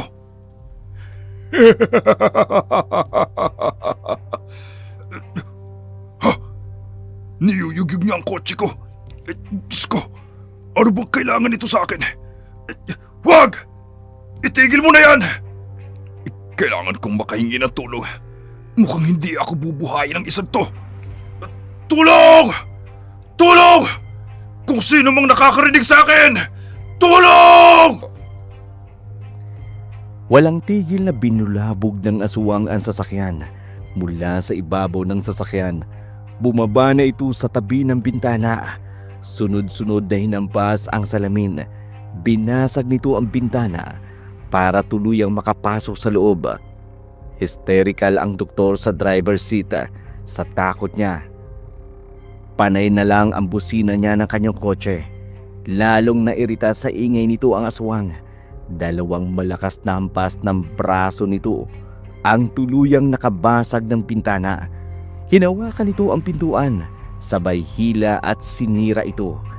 Napaatras ito, lalo na papasok ang sasakyan ng doktor.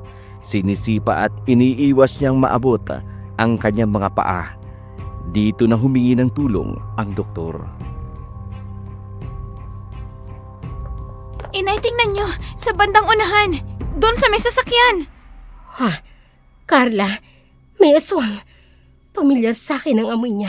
Inay! Isa siyang kalaban. Inaatake niya yung driver! Anong gagawin natin? Halika rito! Maawa ka sa akin! Lubayan mo kung halimaw ka! Kung sino ka mang nakaririnig sa akin dyan sa labas, tulungan niyo ako! Tulong!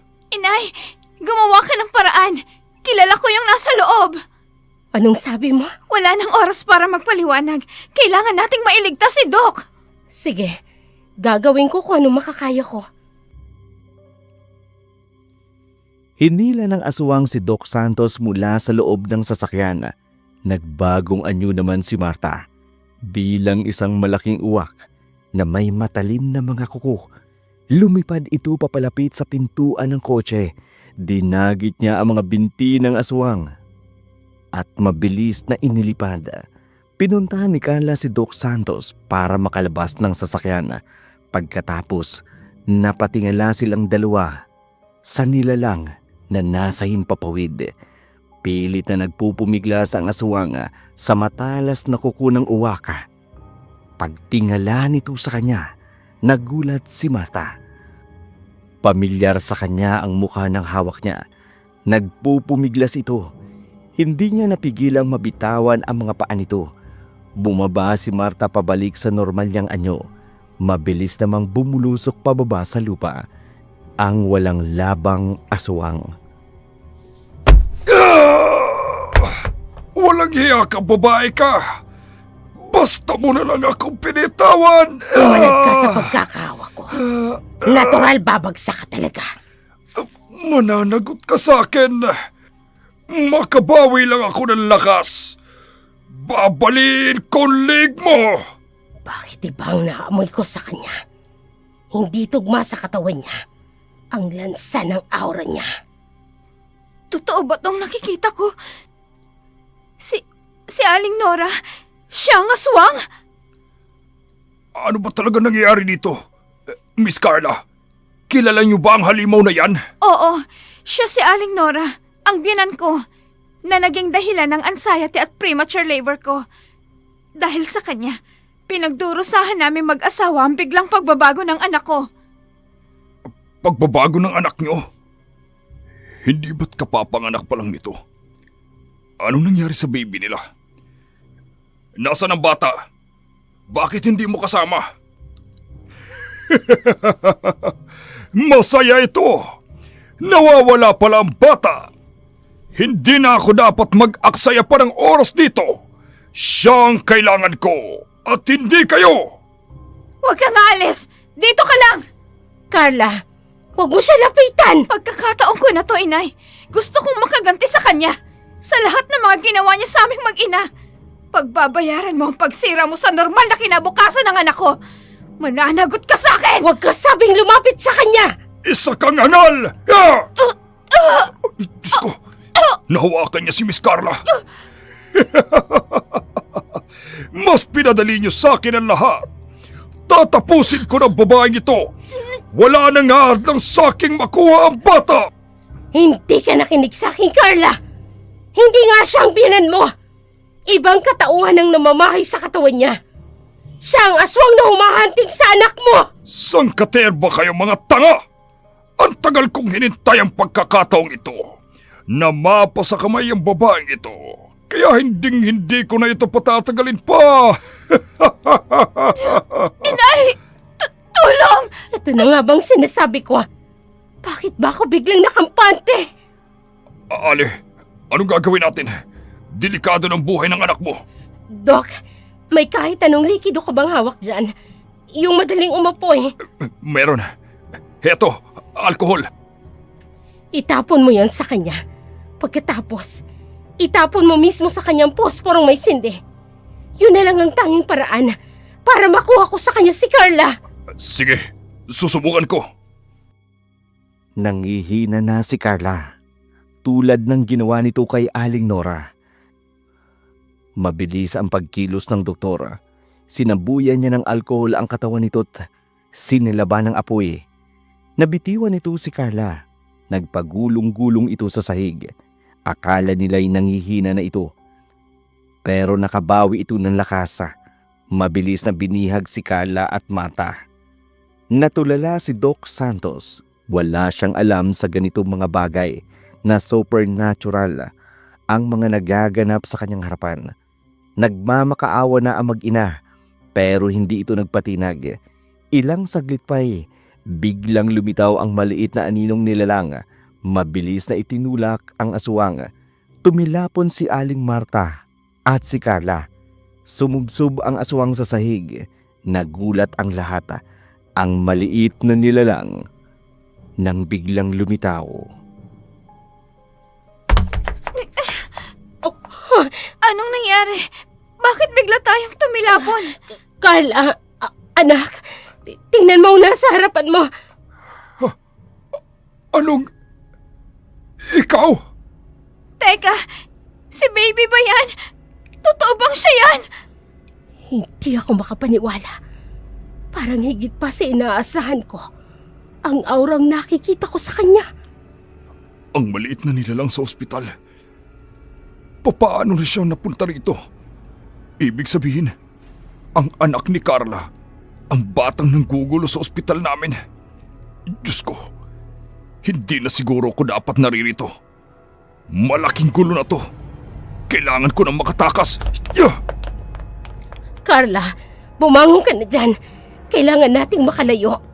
Nakikita ko sa mga mata ng anak mo ang nakakatakot na aura ngayon ko lang nakita. Anong ibig mong sabihin, Tingnan inay? mo ang nasa likuran niya. Ang dami niyang kasama.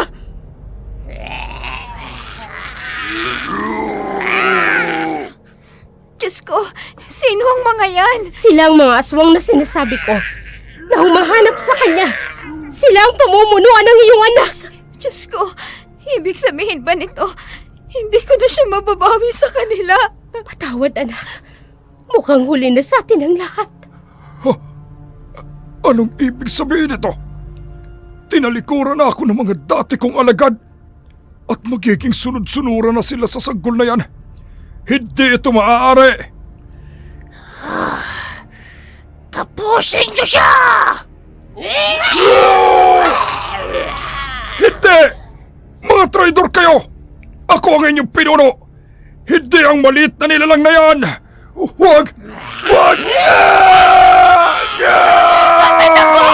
Gusto ko mayakap ang anak ko, inay!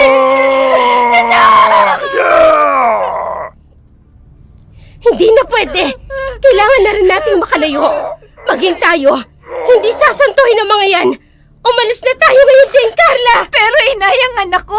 Papaano na ang anak ko, Patawad, anak. inay? Tayo na. Umalis na tayo. Pero inay, hindi pa ako handang isuko siya sa kanila! Tumigil ka na. Isuko mo na lamang siya. Hindi rin pwedeng magkasama kayo. Kailangang mamatay ang isa sa inyo para mabuhay ang isa. Mas makabubuting maihiwalay ka sa kanya ng tuluyan para parehas kayong mabuhay. Tara na, umalis na tayo bago pa sa atin mabaling ang gutom nila. Halika na, Carla! Umalis na ang mag-ina. Maging si Doc Santos. Hindi siya makapaniwala sa kanyang mga nasaksihan. Ngayon, mas naging malinaw sa kanya ang lahat. Ang mga kababalagan. Dahil nga sa batang isinilang ni Carla. Pumunta siya sa nasira niyang sasakyan. Binuhay ang makina. Agad na pinaandar. Umalis si Doc Santos dahil sa takot na madamay pa sa gulo. Ang mag-inang Marta naman, hindi agad nakalayo. Nagkubli sila sa isang sulok ng kagubatan. Pinagmasdan ang ginagawang pagpaparusa ng maliit na nilalang pati na ang kanyang mga alagad sa pananakit sa kanyang pamilya. Narinig nila ang kusang pagtatapat ng katauhang lumulukob kay Aling Nora.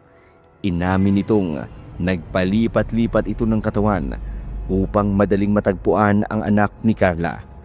Ilang tao na ang ginamit niya para lang maisakatuparan lamang ang nais niyang mapalapit sa pamilya ni Carla. Mula sa mga kapitbahay na namatay, maging ang kanilang kapitan na nadamay sa pagpapalit nito ng katawan sa kasamaang palad. Ang huling nagamit nitong katawan ay ang katawan ni Aling Nora. Tuluyang pinaslang ng mga nilalang na yun ang katauhang pumapailalim kay Aling Nora. Ang katawan naman nito'y bumulagta na lamang, lupaypay at walang buhay. Unti-unti nang umalis ang ibang alagad maliban sa maliit na nilalang. Saglit na napahinto at napatitig sa kanyang ina at lola. Hindi mapigilan ni Carla na mapaiyak na mga oras na yun. Inay, sabi niyo sa akin, ililigtas natin siya. Binigo niyo ako, Inay. Sinungaling kayo. Kapakanan mo ang mas inisip ko. Huli na ang lahat para sa kanya, Carla. Si Ramon, siguradong magagalit siya sa akin. Oras na malaman niya ang totoo. Ako na ang bahala magpaliwanag sa kanya. Kaya tumahan ka na. Mama. Oh, Carla, tingnan mo ang bata. Tahimik na nakatingin sa atin. Umalis sa mga kasama niya. Iniwan siya mag-isa. Inay, baka may pagkakataon pa. Susubukan ko siyang bumalik sa akin. Carla! Inay, pakiusap. Nay, kahit sa huling pagkakataon, susubukan ko. Baka magbago pa ang isip niya. O kung sakali man, mayakap ko siya sa kahuli-hulihang sandali. Bago man lang siya hayaang sumama sa mga kasama niya, Inay. Sige. Baby ko. Anak. Nandito si Mama. Halika na. Bumalik ka na kay Mama. Sumama ka na sa akin. Hindi ko kakayaning mawala ka sa tabi ko. Mahal na mahal ka namin ng papa mo, anak. Anak, nakatitig lang siya. Wala siyang reaksyon. Baby ko. Huwag mo naman gawin sa akin ito. Ilang buwan ako nanabik na makasama ka. Pakiusap, anak. Bumalik ka na sa akin. Tanggap ko kahit na ano ka pa. Tanggap ko kahit mahirapan ako sa pagpapalaki sa'yo. Basta makasama lang kita, anak. Huwag mo lang akong iiwan. Anak. Umiling siya, Carla. Ayaw niya. Nakapangako na siya sa kanyang mga alagad. Sasama siya sa kanila. Anak ko. Tawad, Mama. Papa. Tumalikod na siya, Carla. Paalis na siya. Anak! Sandali! Anak, teka lang! Huwag mo akong iwan! Hindi pa kita nayayakap sa huling sandali. Sandali lang, anak, pakiusap. Pagbigyan mo si Mama. Anak ko, baby ko. Bumalik ka sa akin. Hindi ko kakayanin ito, anak. Bumalik ka sa akin, baby ko. Huwag mong gawin sa akin to, baby ko. Anak, sandali! Wala nang nagawa pa si Carla. Tuluyang umalis ang sanggol na 9 na buwan niyang dinala sa kanyang sinapupunan. Hinagpis at sama ng loob ang tanging namutawi sa mga labi ni Carla. Wala na siyang nagawa pa. Mas pinili siguro nitong sumama na lamang sa kanila upang hindi na maulit pa ang ganitong pagkakagulo sa kanilang pamilya. Nagalit rin si Carla kay Ramon dahil wala ito sa tabi niya sa ganong mga pagkakataon. Ang hindi niya alam, pinatay na nito ang katauhang lumulukob kay Aling Nora. Natagpuan ng mga pulis ang kanyang bangkay. Di kalayuan sa kanilang kinalalagyan. Si Doc Santos naman, inireport sa mga pulis ang insidente. Pero hindi niya inihayag ang buong katotohanan, lalo na ang pagkakasanggot ng mag-inang Marta. Ito ay biglang nagtanaw ng utang na loob sa pagkakaligtas ng buhay nito noong gabing naganap ang kababalaghan. Sinabi niyang isa rin sa mga biktima ang mag-ina, lalo pat namatayan sila ng isang kaanak. Sinabi niyang inatake sila ng mabangis na mga hayop. Sa ganoong paraan lamang niya maibabalik ang utang na loob nito sa kanila. Kumalat man ang kwentong iyon sa kanilang lugar, si Doc Santos mismo ang naghayag na hindi dapat pang pag-usapan ang mga pangyayari. Kailangan nilang igalang ang mga namatayan. Ganon din ang ginawa ng mga kinauukulan. Hindi na nila muling inungkat pa ang lahat ng mga kaganapan. Si Marta at si Carla naman bumalik sa luntawan matapos mailbing ang bangkay na mag-ina. Sa ganitong paraan lamang maiisip ni Marta na makatutulong kay Carla na makalimutan ang masalimuot na nangyari sa kanyang pamilya. Ang pagmamahal ng ina ay tunay na sukdulan, hindi lamang sa pag-aaruga, kundi sa pagbibigay laya. Hinayaan niyang tahakin ng anak ang pinili nitong landas, kapalit ang pagsasakripisyong mapalayo sa isa't isa. Sa muli, kung bago pa lamang kayo sa aming channel, huwag kaliligtaang mag-like, mag-share, at i-click ang notification bell para updated kayo sa mga bagong video na aming i-upload. Maraming salamat po.